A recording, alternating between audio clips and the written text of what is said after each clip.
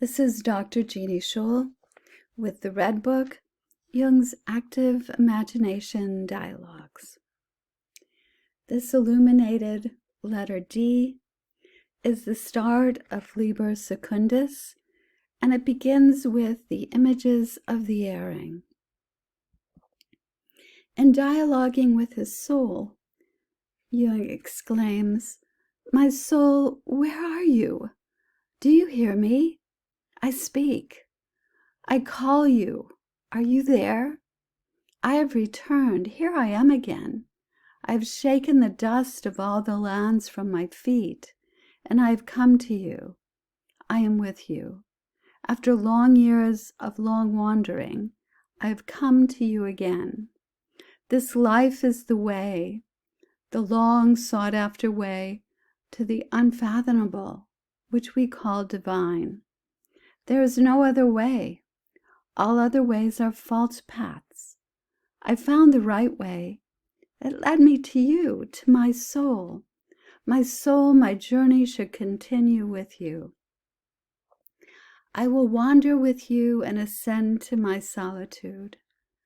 The spirit of the depths forced me to say this, and at the same time to undergo it against myself, since I had not expected it then. Therefore, the spirit of the depths forced me to speak to my soul, to call upon her as a living and self-existing being. I had become aware that I had lost my soul. I am weary, my soul. My wandering has lasted too long. My search for myself outside of myself. But I have made discoveries on my erring through events, humanity, and the world. I found men, and you, my soul, I found you where I least expected you. You climbed out of a dark shaft. You announced yourself to me in advance of dreams. They burned in my heart and drove me to all the boldest acts of daring, and forced me to rise above myself. And time and again I lost the path and found it again, where I would never have foreseen it. You uplifted my belief when I was alone and near despair. At every decisive moment, you let me believe in myself. As Sonyu Shamdasani points out in the draft of the Red Book, it does begin with the address of my friends, and it recurs in examples such as, "My friends, it is wise to nourish the soul, otherwise you will breed dragons and devils in your heart," as well as, "My friends, do you guess what solitude we ascend?" And these are both in Liber Primus. On dreams, they were often the starting point for Jung's active imaginations and what he referred to as dreaming the dream onward. He tells us in the Red Book, "I must learn that the dregs of my thought, my dreams, are the speech of my soul. I must carry them in my heart and go back and forth over them in my mind, like the words of the person dearest to me. Dreams are the guiding words of the soul. Why should I henceforth not love my dreams and not make their riddling images into objects of my daily consideration? The spirit of the depths even taught me to consider my actions and my decision as dependent on dreams. Dreams pave the way for life, and they determine you without you understanding their language." Jung also talks about personifying. It's a way to safeguard a person from over-identifying with the archetypal images and to help them avoid becoming possessed by the archetype. And here Jung explains, "The essential thing is to differentiate oneself from these unconscious contents by personifying them and at the same time to bring them into relationship with consciousness. That is the technique for stripping them of their power. It is not too difficult to personify them, as they always possess a certain degree of autonomy, a separate identity of their own. Their autonomy is a most uncomfortable thing to reconcile oneself to, and yet the very fact that the unconscious presents itself in that way gives us the best means of handling it. To his soul, Jung says, I spoke to a loving soul, and as I drew nearer to her, I was overcome by horror, and I heaped up a wall of doubt, and did not anticipate that I thus wanted to protect myself from my fearful soul. You dread the depths. It should horrify you, since the way of what is to come leads through it. So here he speaks of the attraction as well as the repulsion to his soul. He also talks in Liber Primus about the spirit of the times versus the spirit of the depths. And it is in the spirit of the times that Jung realized he had made so many achievements. But in the Red Book, he chooses to descend into the depths. And here he tells us, but the spirit of the depths approached me and said, climb down into your depths, sink. Joan Chopero shares some of the ways that Jung found access to these figures through active imagination. She tells us he was sitting at his desk one day, thinking over his fears, when he made the conscious decision to drop down into the depths. He landed on his feet and began to explore the strange inner landscape, where he met the first of a series of inner figures. In Memories, Dreams, Reflection, Jung describes how he approached some of the figures from his active imagination explorations. In order to seize hold of the fantasies, I frequently imagined a steep descent. I even made several attempts to get to the very bottom. The first time I reached, as it were, a depth of about 1,000 feet. The next time I found myself at the edge of the cosmic abyss. It was like a voyage to the moon, or a descent into empty space. In Liber Primus, Jung tells us, sometimes we accomplish our greatest deeds in dreams.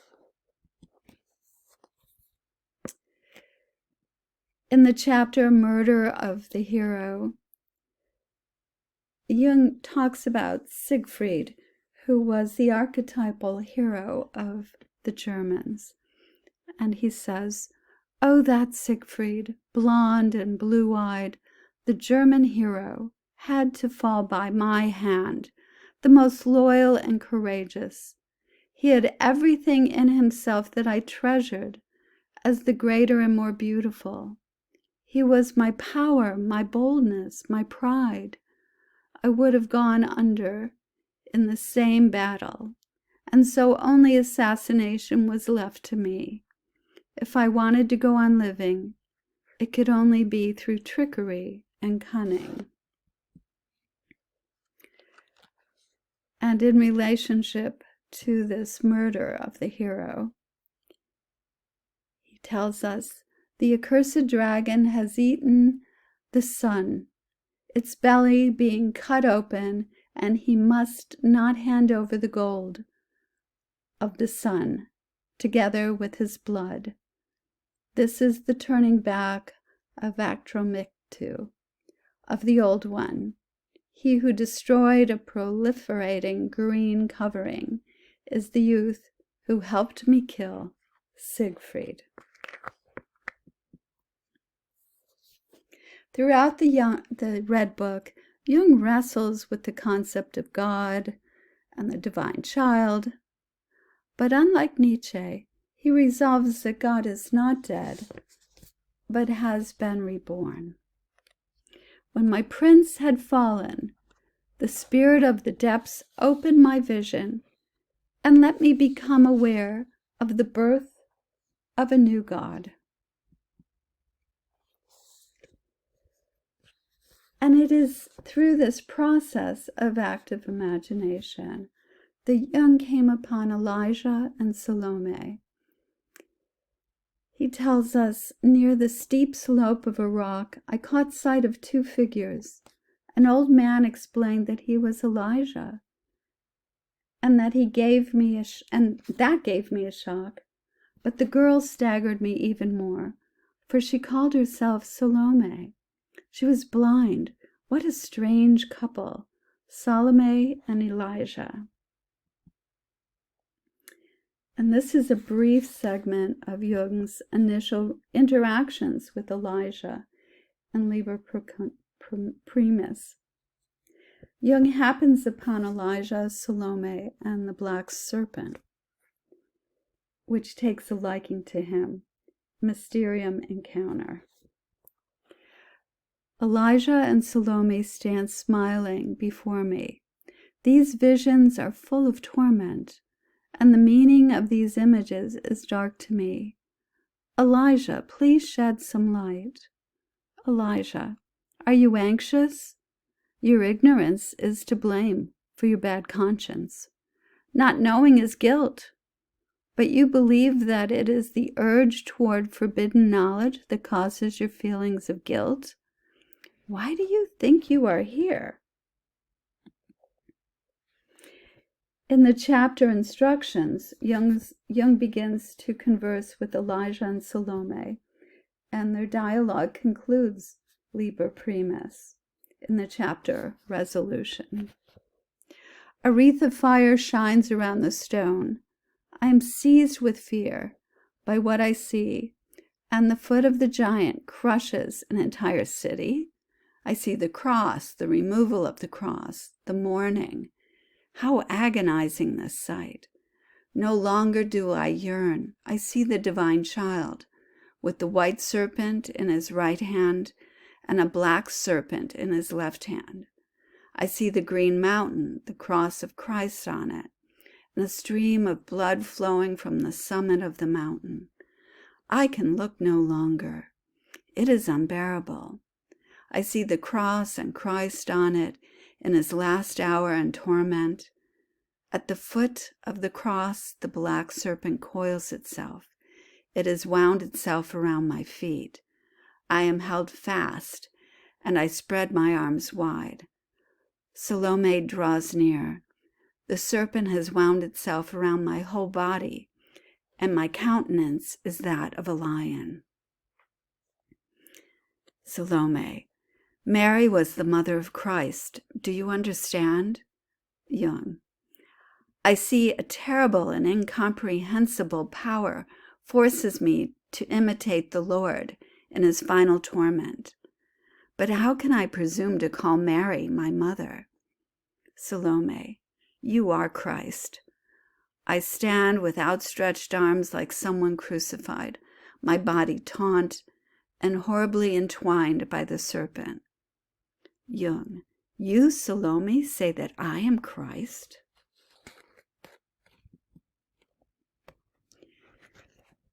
It is as if I stood alone on a mountain, a high mountain, with stiff, outstretched arms. The serpent squeezes my body in its terrible coils, and the blood streams from my body, spilling down the mountainside. Salome bends down to my feet and wraps her black hair round them. She lies thus for a long time. Then she cries, I see light. Truly, she sees. Her eyes are open. The serpent falls from my body and lies languidly on the ground. I stride over and kneel at the feet of the prophet, whose form shines like a flame.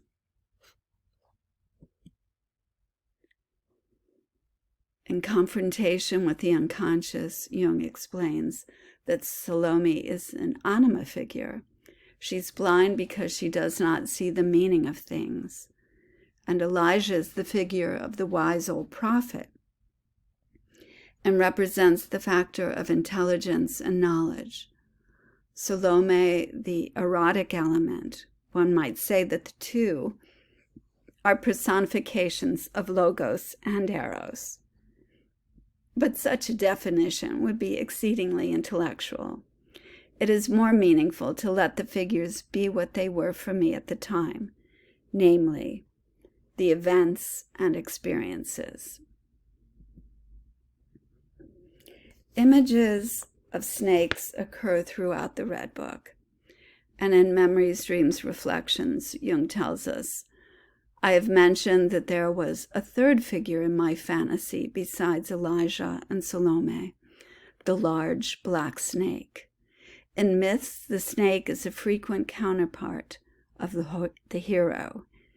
In my fantasy, therefore, the presence of the snake was an indication of the hero myth.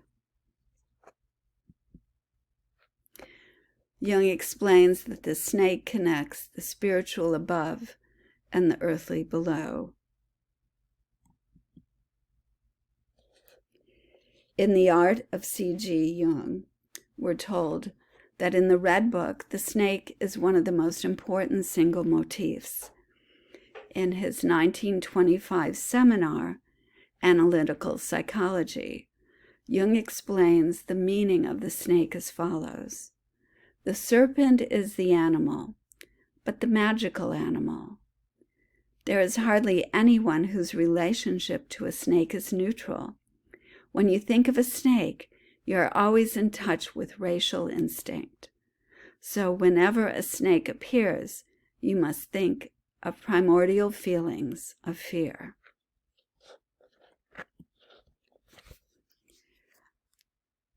Jung has recurring conversations with the Red One, which begin in the chapter by the same name. I hear steps on the stairway.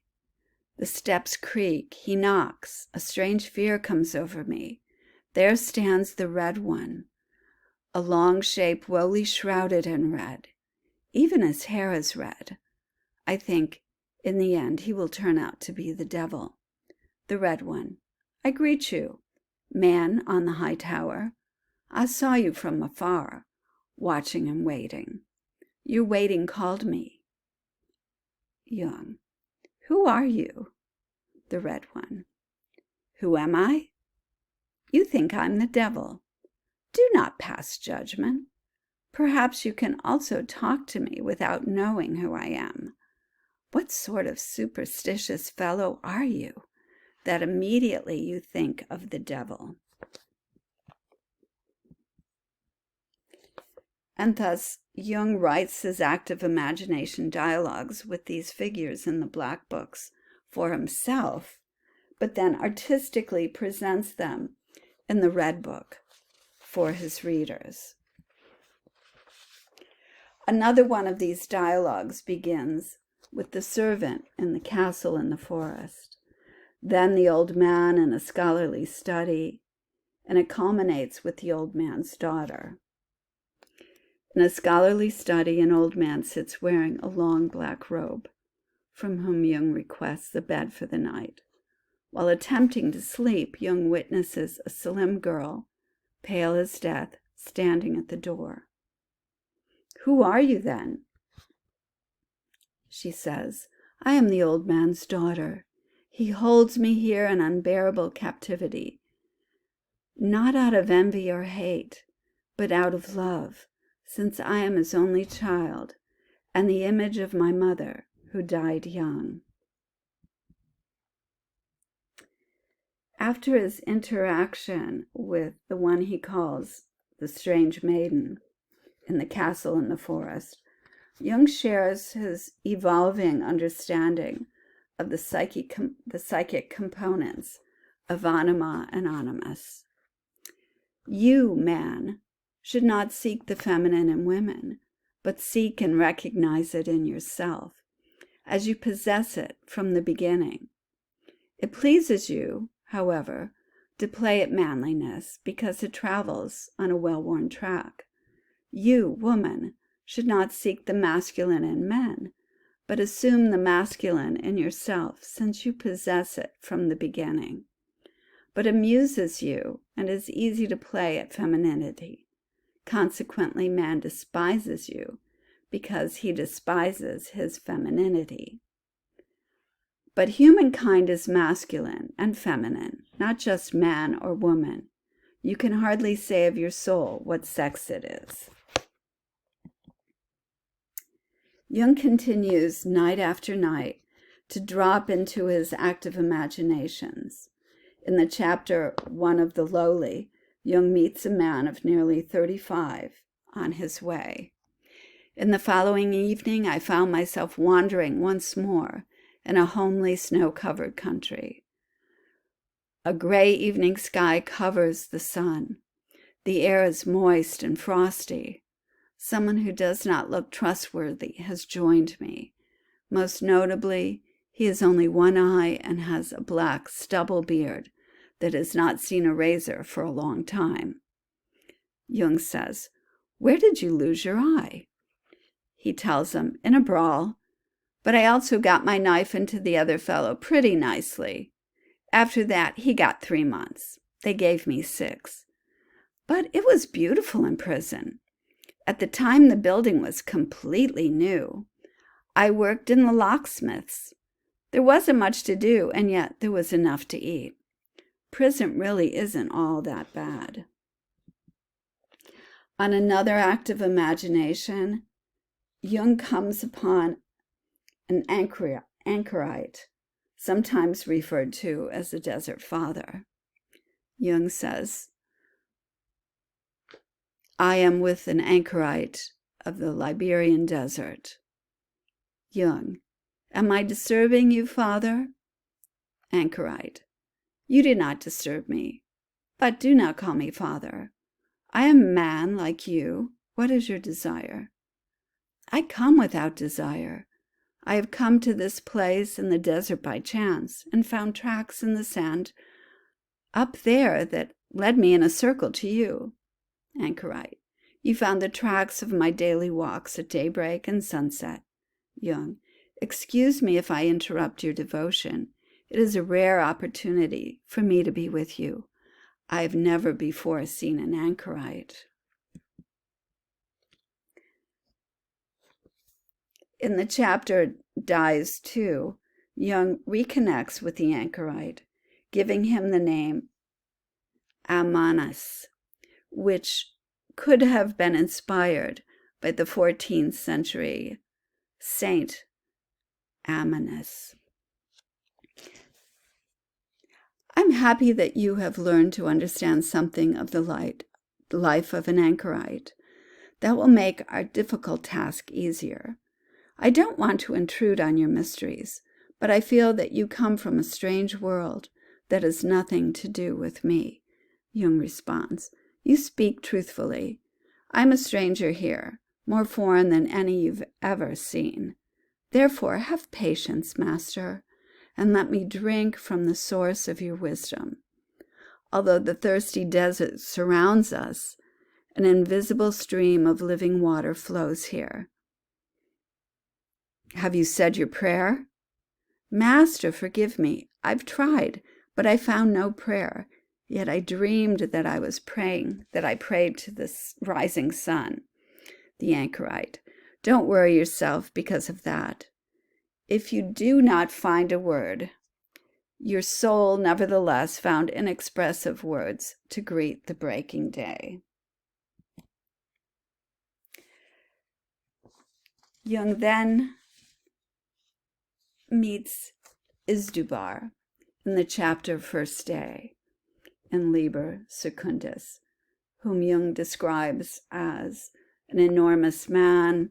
He says he has 2 bull horns that rise from his great head, a rattling suit of armor on his chest, and his black beard is ruffled and decked with exquisite stones.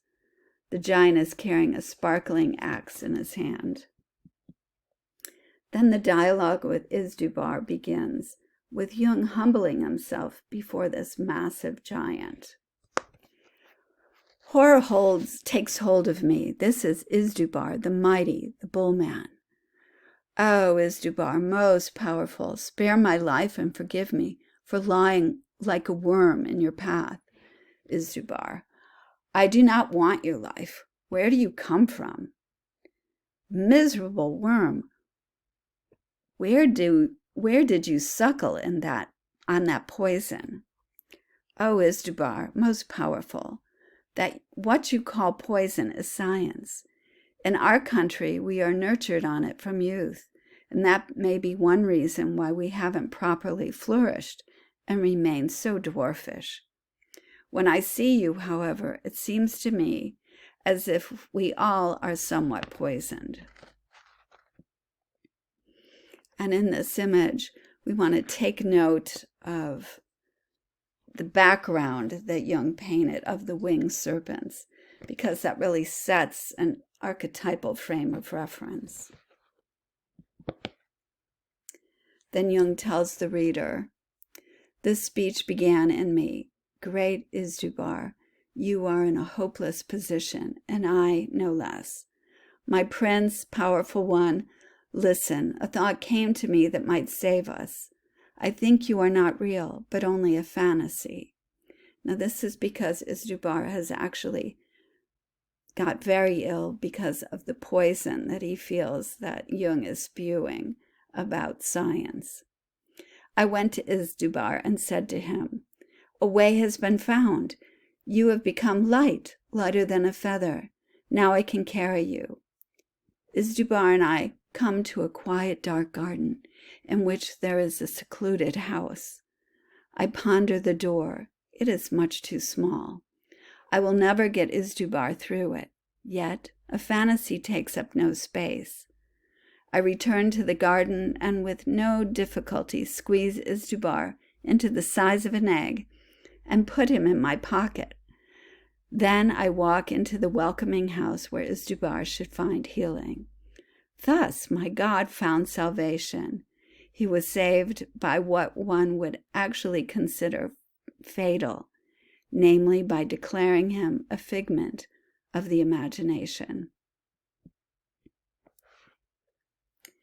And the translation on this page reads, O light of the middle way, enclosed in the egg, embryonic, full of ardor, oppressed, fully expectant, dreamlike, awaiting lost memories, a heavy stone, hardened, molten, transparent, streaming bright, coiled on itself.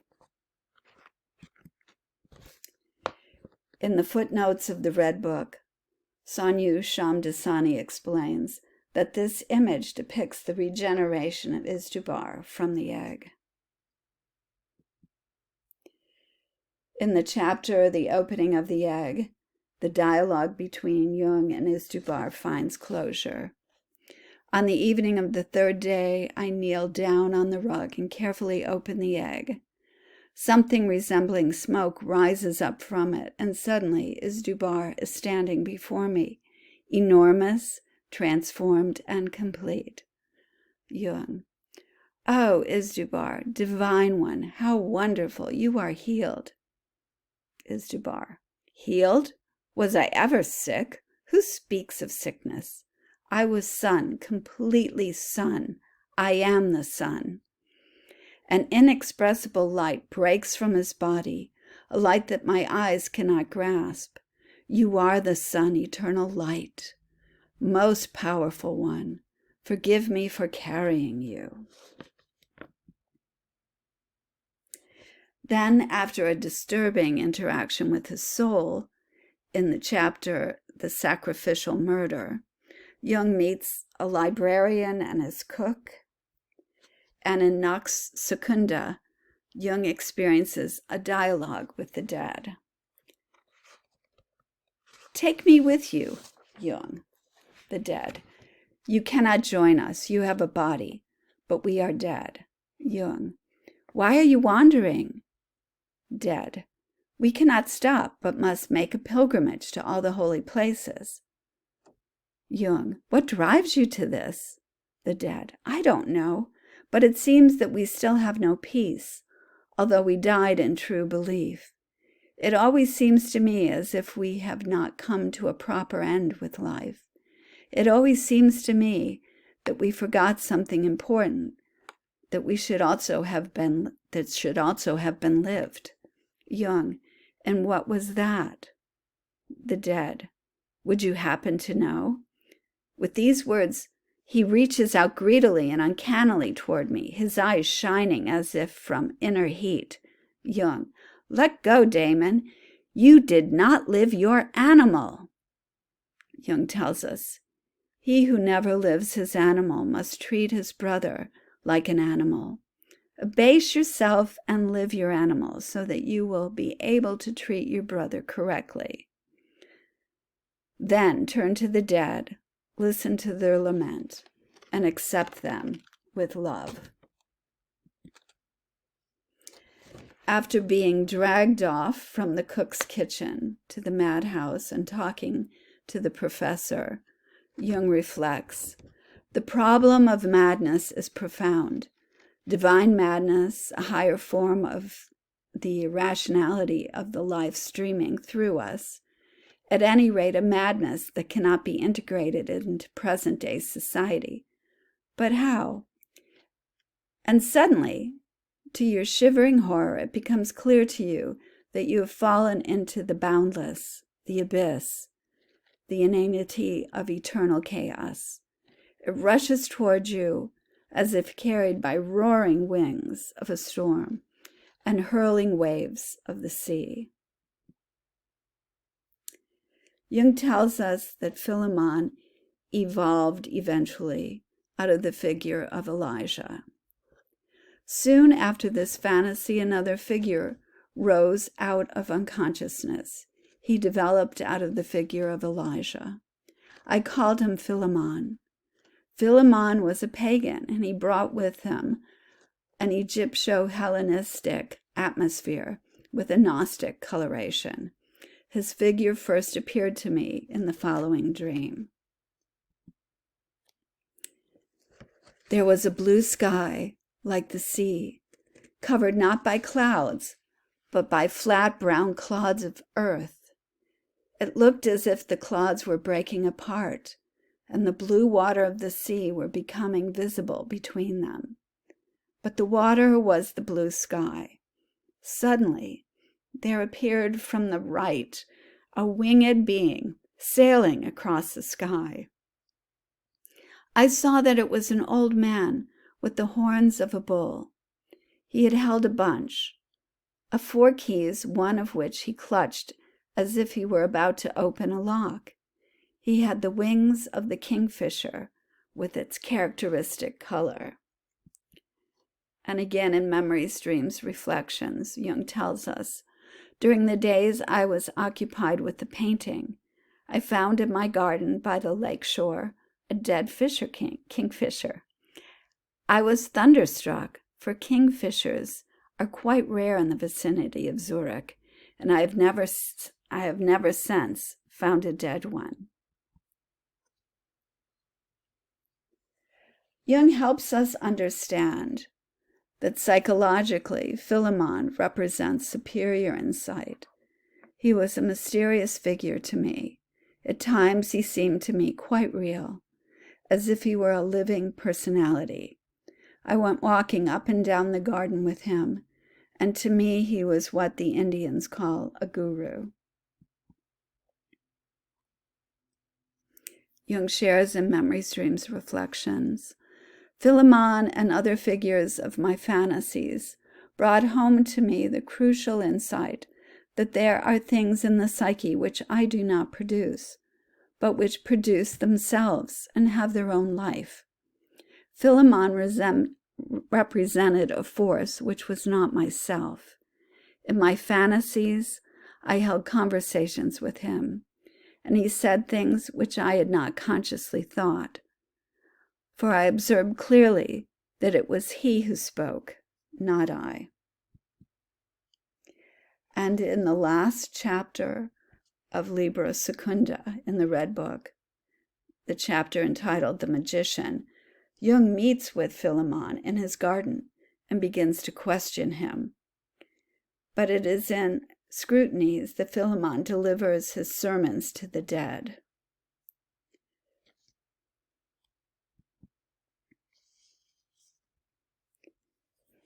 Philemon represented a force which was not myself, Jung tells us in Memory Streams Reflections.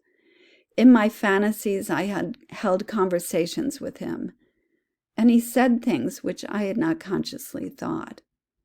For I observed clearly that it was he who spoke, not I. It was he who taught me psychic objectivity, the reality of the psyche.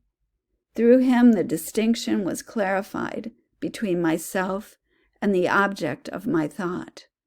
He confronted me in an objective manner, and I understood that there was something in me which can say things that I do not know and do not intend, things which may even be directed against me. And here are our references. Thank you for joining me.